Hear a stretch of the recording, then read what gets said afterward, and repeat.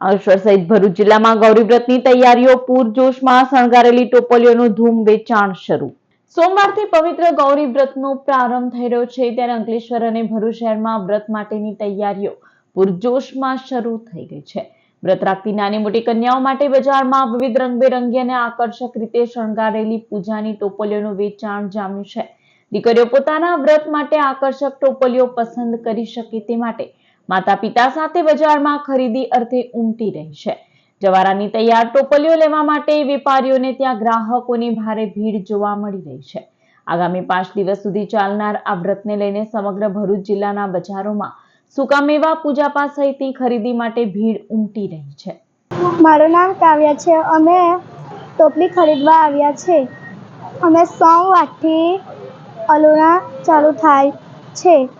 અમે 5 દિવસ ઉપવાસ કરીશું, તેની પૂજા કરીશું। અમે 6થા દિવસે તેનું વિસર્જન નદીમાં કરીશું। મારું નામ રમીલાબેન છે, રમીલાબેન વસાવા।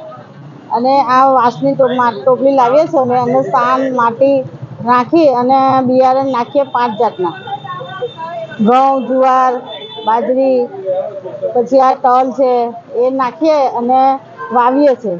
વાવી અને અહીંયા જોટી ટોકી વેચવા લાવું જવારાની ટોપલી તૈયાર, જવારાની ટોપલી તૈયાર લાવીને વેચીએ અને 100 રૂપિયાની એક ટોપલી વેચીશું અને આ વેચાણ પણ સારું થાય છે ભાઈ।